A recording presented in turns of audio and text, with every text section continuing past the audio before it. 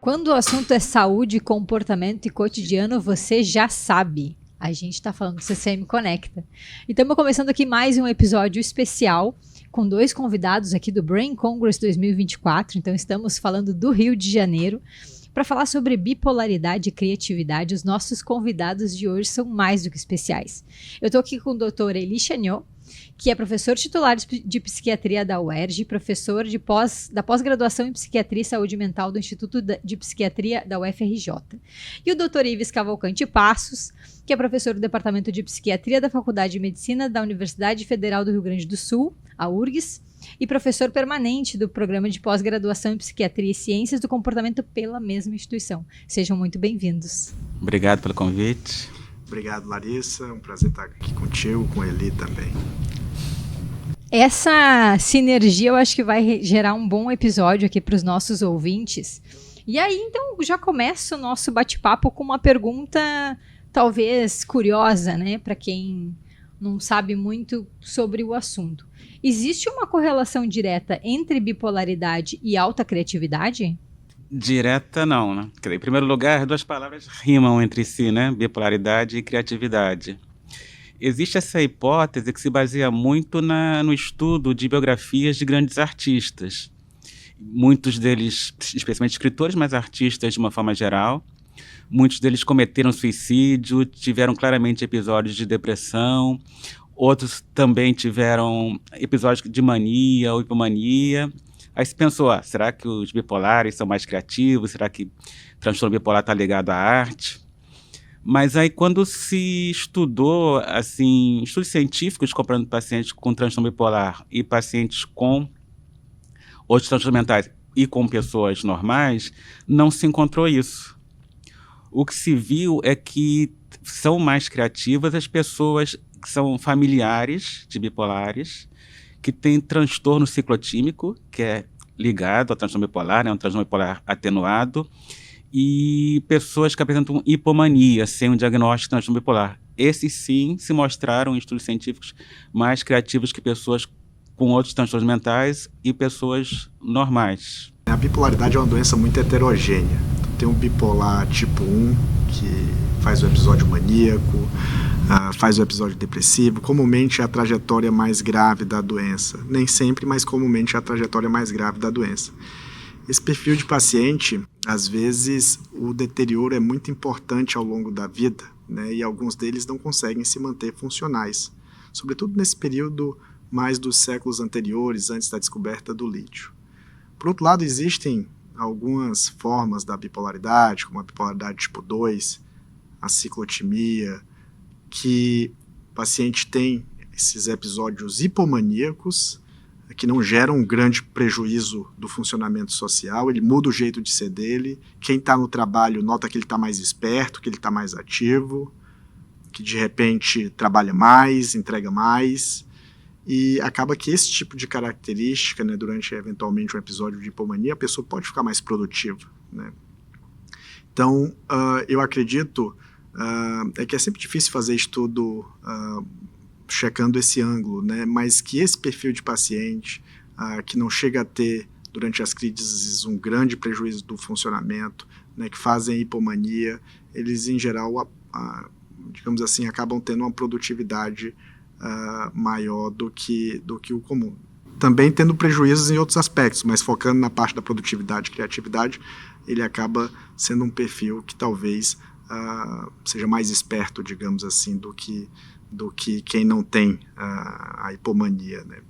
Ainda falando de criatividade, quando a gente fala em criatividade, a gente fala na capacidade inventiva da pessoa, né? Então, de ter um pensamento às vezes divergente, encontrar conexões entre áreas distintas e tornar aquilo algo tangível para ser utilizado na prática, né? Em algum sentido, o paciente bipolar, o que é o episódio hipomaníaco, né? A pessoa fica com mais energia, fica com um pensamento mais acelerado, às vezes reduz a quantidade de sono. Na mente, na cognição do paciente, ele tem algumas distorções clássicas. Então, uma é superestimar as próprias habilidades. A outra é avaliar de maneira inadequada os riscos, né? Ele tem uma baixa avaliação dos riscos. Então, eles ficam mais ousados, ficam mais, digamos assim, destemidos, mais corajosos, e eventualmente essas profissões que exigem uma certa ação mais ousada, né, até para tu colocar uma coisa criativa para frente, eles têm essa energia para daí conseguir executar, né? Então, eu acredito que tem essa interface, mais ou menos, entre a bipolaridade e a criatividade, também a produtividade, né? Mas, de fato, quando a doença é muito grave, ou nos momentos dos episódios muito graves, aí é mais difícil. Tem também o ponto deles sentirem as emoções de maneira mais intensa. Então, mesmo durante um episódio depressivo, ele vai sentir, a emoção vai tocar ele de um jeito que, às vezes, não toca alguém que tenha o transtorno bipolar. Daqui a pouco aquilo ali pode ser material para escrever ou para produzir algum tipo de arte, né? A sensibilidade, eu acho que é um dos fatores mais importantes quando a gente fala de criatividade, né? De arte, de uma forma geral. Deixa eu só complementar isso claro, da hipomania, que é bem importante. O que a gente observa assim, na prática clínica? O paciente que é talentoso, em primeiro lugar, a doença não dá o talento para ninguém.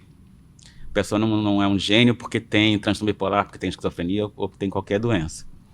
Mas se a pessoa é talentosa, ela na fase de hipomania, ela fica mais produtiva.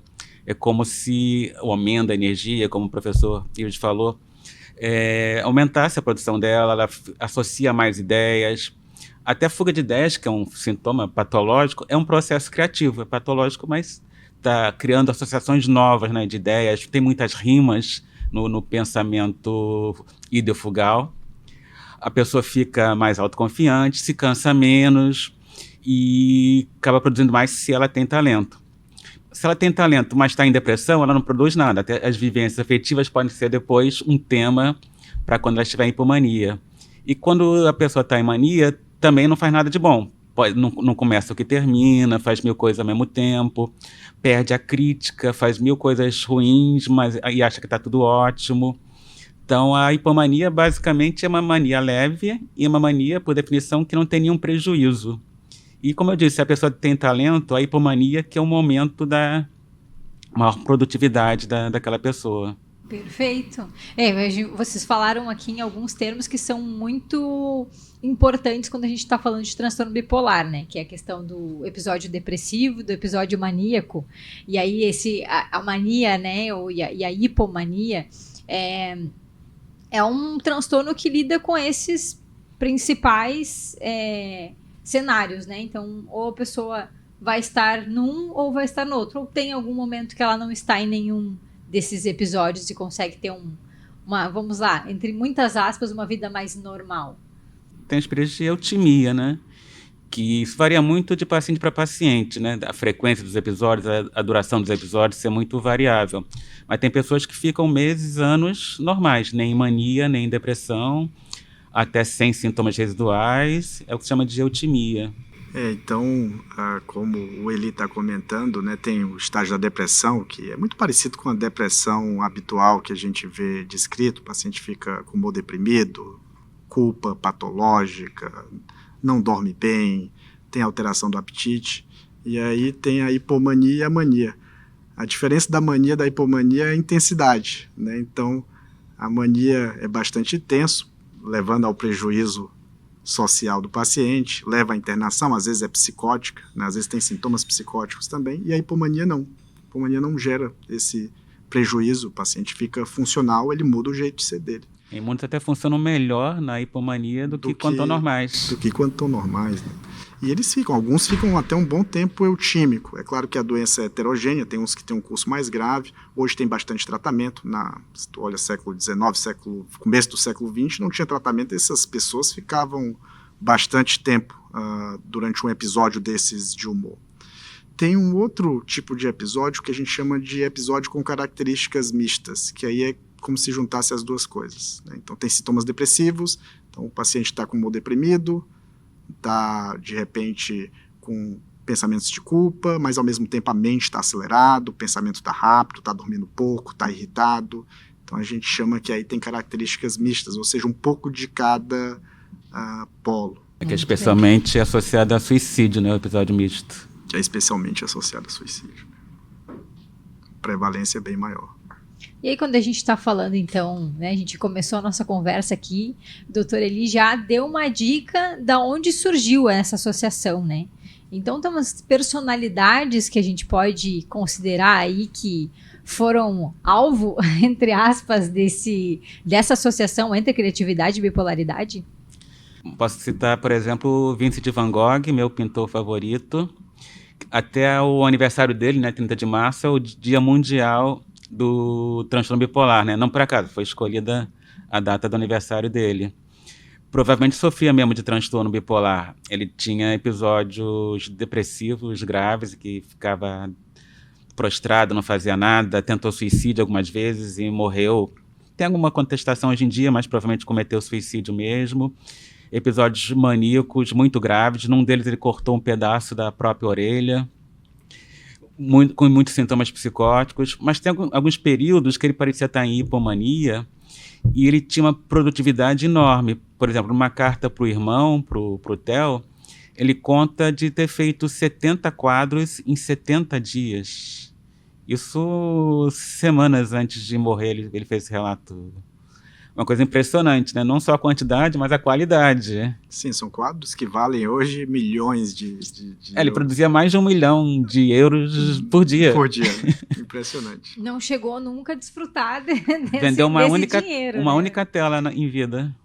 Ele foi muito, digamos assim, descoberto pelo grande público depois de morto, né? Graças aos esforços da cunhada, a esposa a Johanna. A Johanna, esposa do Theo. Da esposa do Theo, que acabou divulgando mais as obras dele, né? Acho que teve um ponto interessante que o Eli estava comentando, que assim, a genialidade, a doença não produz a genialidade, né? Então essas pessoas, elas nascem num ambiente, às vezes tem aspectos inatos e genéticos, talvez, daquele talento dela, mas o ambiente também produtivo, né? O Van Gogh, se eu não me engano, acho que, não sei se era o tio ou era o pai dele, já tinha uma galeria de arte, né? Já era um tio. Era um tio. Inclusive, ele trabalhou na galeria do arte para o Theo, mas o Vincent fracassou e o Theo entrou no lugar dele. Né? Então, assim, já tinha um ambiente propício, né?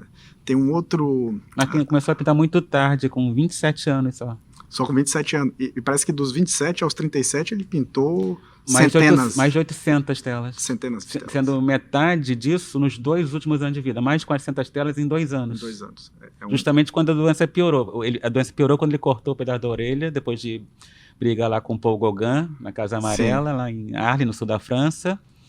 Isso foi 2 anos antes de cometer suicídio. Nesses últimos 2 anos, mais de 400 telas. Mais de 400. E boa parte desse tempo sem produzir nada, porque ficava deprimido, não fazia nada. Ou ficava maníaco e só fazia besteira.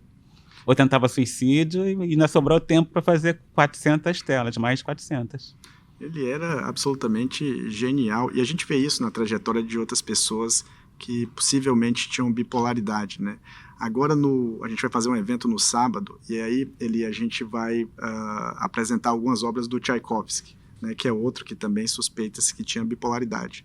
E ele já era genial, assim, desde antes da doença, né? Então, o Tchaikovsky, quando ele tinha 6 anos, se eu não me engano, era 5, 6 anos, ele já falava, além do russo, alemão, e era quase que fluente em alemão e francês, né? A governanta da casa ficava impressionada com o desempenho dele no aprendizado que ele tinha.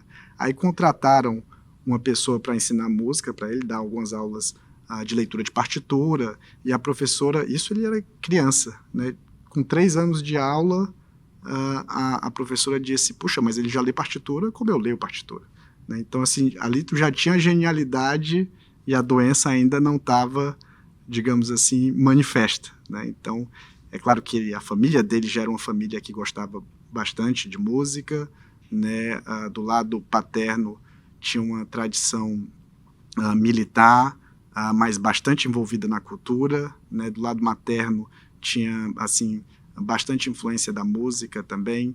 Então, assim, ele já tinha um ambiente, ele era genial, assim como outros compositores, como Mozart também, já desde criança se via a genialidade dele, né? Mas no caso do Tchaikovsky é bem semelhante ao Van Gogh nesse sentido, assim, tinha episódios depressivos, mas tinha episódios de hipomania que ele produzia um monte, né? E produziu grandes obras aí também,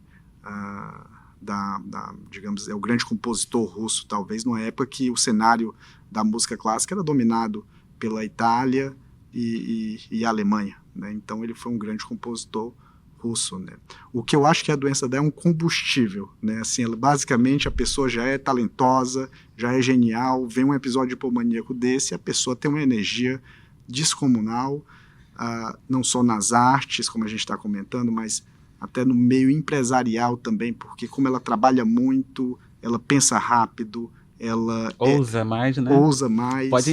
Vai mais vezes à falência, mas se recupera, fica rico, fica pobre de novo. É uma figura carismática que acaba facilmente liderando as outras pessoas, digamos assim. E arrisca demais, dá certo ou dá errado, Dá né? certo ou dá errado, e arrisca demais. Né? Às vezes avalia bem o risco, às vezes não avalia tanto, como a própria doença já...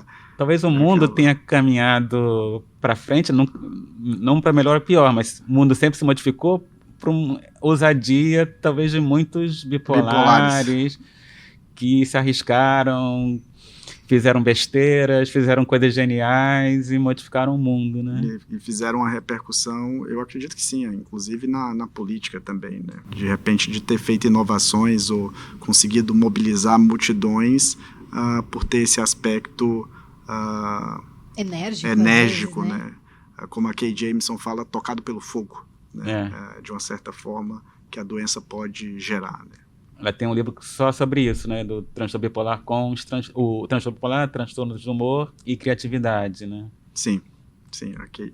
E ela tem transtorno bipolar. Ela tem transtorno bipolar. Eu lembro dela, em 2013 teve um congresso da Associação Internacional de Bipolaridade, acho que foi 2013, em Miami. Aí ela estava lá e deu uma palestra brilhante, assim, né, falando. Ela tem 2 livros muito famosos, assim, tem o Mente Inquieta, né? Que é autobiográfico, conta muito da história da doença dela. E ela tem um tratado de bipolaridade que é muito famoso também, que é o... Goodwin e Jameson, né? Goodwin é o livro Jameson, mais importante sobre o transtorno bipolar do mundo. É né? o grande clássico da bipolaridade, isso do ponto de vista técnico, né? É um livro para profissionais, né? Ela em mania comprar um cavalo. É impressionante, né? Mas aí falando, né, talvez essas características que ajudam o artista.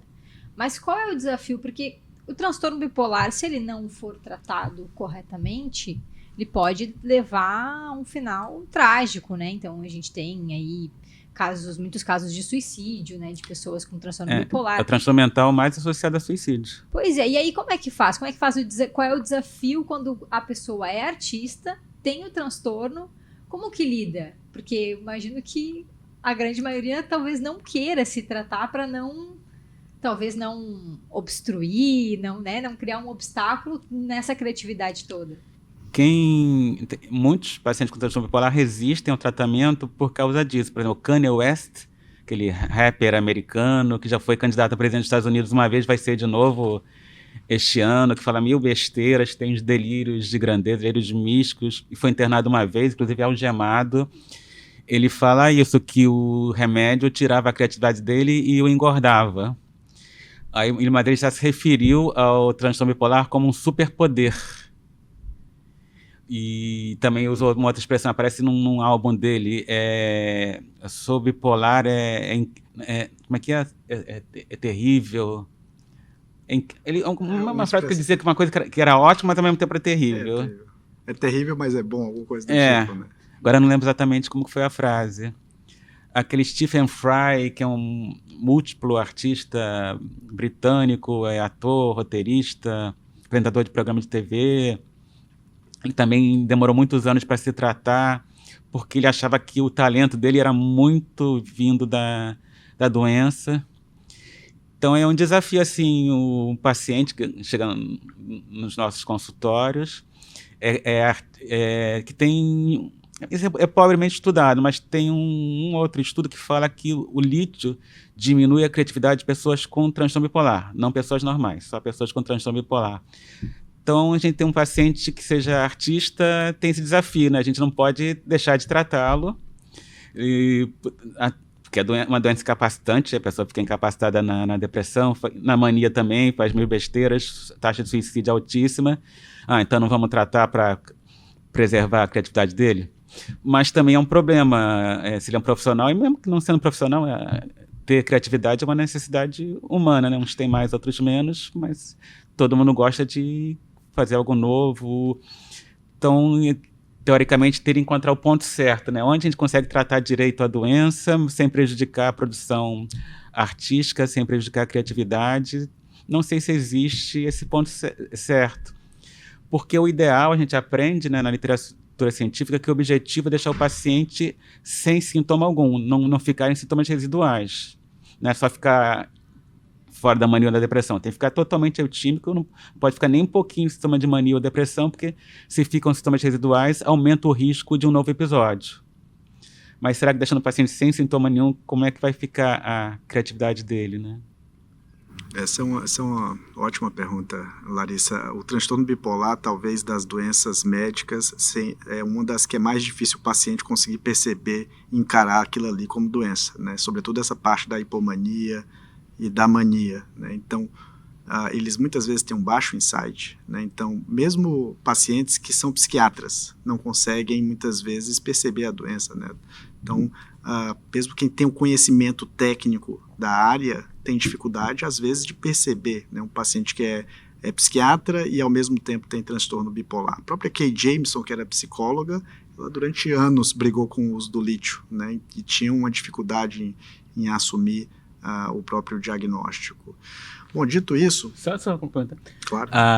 Muitos pacientes se referem à mania como um estado de felicidade. Como convencer uma pessoa que aquilo é doença? Porque a única situação em medicina que, na crise, a pessoa se sente melhor do que quando está normal. Sim. É contra-intuitivo. Como é que pode ser doença? Mas é grave. É contra-intuitivo, um desafio, e é uma doença que exige um tratamento contínuo, de manutenção, né? Como tu falaste, assim, ela tem algumas consequências super graves. Além do suicídio, que é a mais grave de todas, veja bem, desses que a gente falou, o Van Gogh provavelmente morreu por suicídio, né? O Tchaikovsky, tem alguns que acham que ele morreu de cólera, mas hoje se revisa e acha que foi suicídio também, né? Santos Dumont também foi suicídio, né? Então, a Virginia Woolf, que é outra famosa, que na época não tinha tratamento, também foi suicídio. Sylvia Plath. A Sylvia Plath. Então, assim, esse é o principal desfecho quando não se trata a doença, e é um evento extremamente prevenível. Quando a gente trata a doença de maneira eficaz, se resolve em boa parte dos casos, né? Além desses problemas, tem deterioro cognitivo, que a doença pode gerar. Cada episódio desse, depressivo e maníaco, não é todo mundo que vai ter o prejuízo cognitivo, mas uma parcela de pacientes apresenta, sobretudo os não tratados, né? É uma coisa progressiva. É uma coisa progressiva. Cada episódio desse tem uma grande repercussão no cérebro, com alteração de marcadores inflamatórios, apoptose neuronal. Então, a gente tem maior prevalência de demência em pacientes bipolares, sobretudo não tratados, quando comparados à população geral, né? Então, suicídio, deterioro cognitivo, um grande prejuízo das relações interpessoais. Esses pacientes internam mais quando não se tratam, né? Eles também, eventualmente, até se não estão se tratando, quando a gente vai tentar tratar, às vezes é mais refratário ao tratamento. Então, dito isso, aí está a importância de tratar a doença. E eu diria que a bipolaridade é um campo em ascensão. Por quê? Porque a gente teve o lítio em 1949, mas se a gente pegar os últimos 20 a 30 anos, a gente tem uma série de medicamentos que surgiram uma série de tratamentos medicamentosos e também de psicoterapia também. Tem um arsenal. Então, isso que o Eli estava falando, assim, às vezes é difícil a gente acertar o ponto, né? Mas a gente está mais instrumentalizado hoje do que estava anteriormente, né? Então, o grande primeiro passo é a pessoa conseguir perceber o que é a doença e o que não é. Como é que a doença se manifesta nela? Dá a importância da psicoterapia também. Ela começar a perceber precocemente quando é que está aparecendo um episódio. Na psicoeducação, né?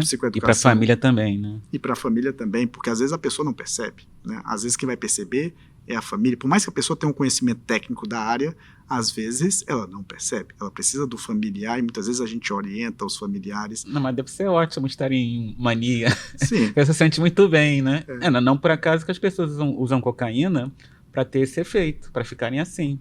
Cocaína, estimulantes, né? E às vezes até, comumente também, é claro, antes de 49 basicamente não tinha tratamento para bipolaridade, aí veio o lítio. Aí quando tinha o lítio e tinha outros antiepilépticos, a turma comumente parava a medicação justamente para entrar na hipomania, né? Então era comum eles pararem a medicação ou usar cocaína, outro estimulante para Para muitas doenças é só a depressão. A depressão que é horrível, não quero de jeito nenhum. A mania, a hipomania, eles têm saudade, né? Uma nostalgia desses períodos. E é desafiador. Ainda hoje, com todo o avanço, é desafiador. Muitos pacientes passam por 3 médicos até receber o diagnóstico de bipolaridade. Muitos passam mais de 10 anos com a doença sem saber que tem bipolaridade. Né? E é prevalente. Né? Bipolaridade é 2% da população mundial tem bipolaridade, e as formas, digamos assim, mais brandas, mais 2%. Então, não é uma doença rara, é uma doença comum. Uma alta carga genética, né? Com alta carga genética, tu vê esses que a gente estava falando, eu estava pensando aqui, a Virginia Woolf tinha uma série de parentes, acho que a linha paterna dela, o pai dela provavelmente tinha bipolaridade, o vô dela, pro lado paterno, também tinha ele chegou a ter uma internação por estar caminhando nu, se eu não me engano, em Cambridge, né? Então, assim, muitas vezes tu vê esse fenômeno genético. O Ernest Hemingway, vários casos de suicídio, o pai tinha se matado, um irmão se matou e uma neta. É uma herdabilidade altíssima. Van Gogh também, muitos casos de suicídio, de depressão, de internação. Na família do Van Gogh também, né? O Van Gogh acho que é o campeão. O campeão de parentes. Lado de pai, lado de mãe, vários irmãos. Ele só não teve filhos. Então... O próprio Theo adoeceu logo depois da morte do Vincent, também adoeceu mentalmente, morreu internado. Sim. Então, geralmente, assim, tu vê aglutinado na família. É 70%, 80% a herdabilidade da bipolaridade, né? É alta. Tu tem doenças na psiquiatria que são tem um input genético muito forte. Né? Bipolaridade, esquizofrenia, autismo, TDAH, talvez sejam as 4 mais. É diferente da depressão unipolar tradicional, da depressão mesmo, que tem um componente genético, mas é muito menor do que o da bipolaridade. E muito tem um efeito ambiental também. E aí, como é que a gente lida também? Agora, falando para quem tem o transtorno bipolar e que não necessariamente seja um artista ou alguém que precisa, né, dessa carga de criatividade tão grande. Mas quando esses momentos acontecerem, quando tiver o episódio de hipomania, como canalizar isso, né? O Dr. Ives tinha comentado da importância da psicoterapia. É uma ferramenta hoje muito utilizada, é bastante recomendada para conseguir canalizar essas energias advindas desses episódios? Bom, a gente sempre busca trazer o paciente para a eutimia, né? Então, na hora que ele está percebendo essa alteração de humor, é importante aí ele notificar o psicólogo, o terapeuta e o psiquiatra para que se possa ajustar. Hipomania e mania, muitas vezes a gente tem que fazer uma intervenção medicamentosa, né? Então, a terapia... muitas vezes a mania, frequentemente internação psiquiátrica. A mania, muitas vezes, você acaba tendo que internar. A psicoterapia, muitas vezes, vai ajudar na depressão, no tratamento de manutenção e para identificar sintomas prodrômicos, assim, né? Então, o tratamento central da bipolaridade é a medicação. Como ele estava comentando, a gente, em geral, tende a não deixar o paciente hipomaníaco. A gente medica porque existe uma probabilidade daquilo deteriorar para mania e daqui a pouco acontecer algum tipo de prejuízo. E é um círculo vicioso, né? Quanto mais episódios a pessoa já teve, mais vai ter. Mais vai ter. Hipomania é episódio da doença. É episódio da doença. E tem tem alterações ali no cérebro da pessoa, né? Eu gosto de falar para os pacientes assim, se o teu joelho está inflamado, o teu problema vai ser na fisiologia do joelho, que é caminhar. Mas se tua mente está inflamada, né, ou tem alteração de marcador inflamatório, estresse oxidativo, o problema vai ser no modo de pensar, no modo de sentir, no modo de se comportar, né, e isso tem uma repercussão no cérebro. Tu não pode deixar aquilo ali alterado, porque a doença ela pode ser progressiva. Quanto mais episódios tu tem, mais tu vai ter. É uma aceleração e a pessoa pode deteriorar, como aconteceram, múltiplos desses que a gente falou, eles deterioraram no final da vida, não conseguiam produzir mais como produziam. E o fato de ter a doença tratada não quer dizer que a pessoa não vai ficar produtiva. Ela vai ficar eutímica e vai poder produzir. Talvez até o Van Gogh, é difícil saber, porque não tem como tu comparar digamos assim, como é que seria a vida do Van Gogh se na época dele tivesse tratamento. Talvez ele tivesse ido Acho mais que ia longe. ser pastor igual o pai. Ou talvez fosse pastor igual o pai. E a humanidade ia perder essas centenas de obras-primas. Não ia ter tido. Então é difícil saber exatamente o que iria acontecer, né, com essas pessoas, né? Eu ainda sou do ponto de vista assim, de que a gente tem que tratar, né, para que a pessoa tenha qualidade de vida, né, e possa também entregar sua genialidade mesmo durante o período, digamos assim, de eutimia, né? Porque é um transtorno complexo e hoje a gente tem, digamos assim, alguns artifícios, tem mais de 30 tipos de intervenções que dá para ser feito no paciente com transtorno bipolar. Muito bem. Olha, foi uma aula. A gente fica assim, boquiaberto ouvindo vocês falarem. Como então é legal. deixa eu fazer a propaganda do livro antes que Claro, termine. não, quero agradecer vocês pelas palavras, pelas reflexões, pelos insights, muito legal, né? Eu acho que, assim como eu, muitas pessoas que nos escutam, nos acompanham, não têm essa noção, né, desses estudos com personalidades de forma retrógrada, né? Então, avaliar como é que foi o desenvolvimento desse artista, para dizer, bom, essa pessoa provavelmente sofria de transtorno bipolar, né? Tinha o transtorno, e é incrível, assim, a gente ter acesso a esses conteúdos que vocês estão trazendo aqui pra gente hoje. Então, agora abrimos os microfones para os nossos convidados fazerem as suas mensagens finais para a gente fechar o nosso episódio. Então, fazer propaganda, e animado para fazer propaganda, porque eu recebi, antes da gravação, elogios do professor Ives sobre o livro. Ele é um grande pesquisador sobre transtorno bipolar, então, se ele gostou, é porque talvez tenha alguma qualidade mesmo, né? O livro se chama Fogo e Cinzas, As Incríveis Histórias de Bipolares Famosos. Foi lançado ano passado pela editora Dois Editores. E conta a história de 17 pessoas famosas que tiveram ou têm, algumas estão vivas, transtorno bipolar, falando da vida e do adoecimento mental de cada uma delas. Das 17 pessoas, 11 artistas. Então, só terminando para agradecer, foi ótimo, adorei conversar com o professor Ives, acho que foi a segunda vez na vida, né, que nós conversamos, né, primeiro em Bento Gonçalves, então já ficamos amigos. Eu vou terminar mais uma vez enfatizando o livro do professor Eli, o Fogo e Cinzas. Eu li o livro todo, tá ótimo, né? Eles fazem uma pesquisa detalhada sobre essas personalidades, né? Tem alguns ali que eu não sabia em detalhes, o Santos Dumont era um deles, né? Então tem Santos Dumont, tem compositores, o Schumann tá no livro, né? Tem então, os tradicionais, Virginia Woolf, Van Gogh, está descrito, Ulisses Guimarães, personalidades nacionais também. Acabei de cruzar com um médico que tratou Ulisses, que foi o professor Valentim Gentil. O Valentim Gentil, que está aqui cruzei com ele agora há pouco. No evento, né? Segundo as biografias, ele tratou Ulisses. E eu cito no livro, até ele me agradeceu, mas nunca confirmou, porque tratei mesmo, né? Questões éticas não poderia falar. Questões éticas não dá pra gente falar. E tem outros que a gente acha que tem, eu estava até conversando aqui offline com o Eli, aqui, de alguns que a gente olha a obra e percebe que ali tem uma alteração de comportamento. Mas eu achei uma ótima leitura, recomendo, né? E dá para ter bem uma perspectiva de como é que funciona a questão da criatividade no campo da bipolaridade. Olha aí, uma super dica para os nossos ouvintes, espectadores. Bom, pessoal, espero que vocês tenham gostado desse programa. Eu adorei estar aqui. Achei que foi muito rico, muito produtivo o nosso bate-papo. A gente fica por aqui, mas a gente convida vocês a seguir o @ccmconecta no Instagram para acompanhar os nossos próximos episódios. E também para saber sobre os eventos que a CCM organiza, siga @ccmgroupbr. A nossa plataforma de streaming de conteúdos em neurociências é a Brain TV. Então, para saber tudo que vai ser disponibilizado lá, e todas as aulas do Brain serão disponibilizadas lá, basta seguir @mybraintv. E o podcast, você já sabe, fica disponível no Spotify, no Google Podcast, na Apple Podcast e também no nosso canal do YouTube do Grupo CCM.